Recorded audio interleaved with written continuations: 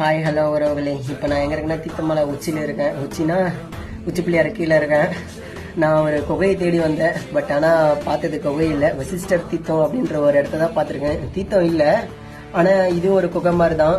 தீர்த்தம் ரொம்ப வெயில்னால இங்கே மேலே வத்திருச்சுன்னு நினைக்கிறேன். தீர்த்தம் இல்லை, கொஞ்சமாக தேனி மட்டும் இழுத்துட்ருக்கு. நான் காட்டுறேங்க. இது நான் இந்த பக்கம் அந்த குகையை மாற்றி தாண்டி வந்த குகைக்கு வந்ததுக்கு நான் பெரிய விஷயமா நினச்சிக்கிறேன். காட்டுறேங்க. வசிஷ்டர் தீர்த்தம்னு இருக்கு. இங்கே வந்து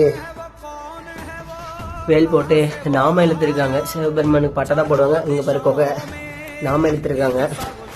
இதோ இந்த பக்கம் பாரு உருவம் வச்சுருக்காங்க கல்லில். அப்புறம் இங்கே பார்த்தீங்கன்னா ஒரு குகை மாதிரி இருக்கு. இல்லை தெரியுதுங்களா? தீர்த்தம் இல்லை, தீர்த்தம் இருக்குன்னு நினச்சேன், தீர்த்தம் இல்லை. பட் இருந்தாலும் இங்கே ஒரு குகை இருக்கு. இந்த குகையை இன்னைக்கு நான் பார்க்கணுன்னு இருந்திருக்கு. ஸோ பார்க்குறேன். இது ரொம்ப ஃபஸ்ட் டைம் பார்க்குறேங்க. நான் இதுக்கு முன்னாடி ஒரு குகைக்கு வந்திருக்கு, அது வேற குகை. இந்த குகை வந்து இப்போதான் நான் ஃபஸ்ட் டைம் பார்க்குறேன். இதெல்லாம் வந்து ஒரு வேளை தீர்த்தம் மூடிச்சோ என்னவோ தெரில.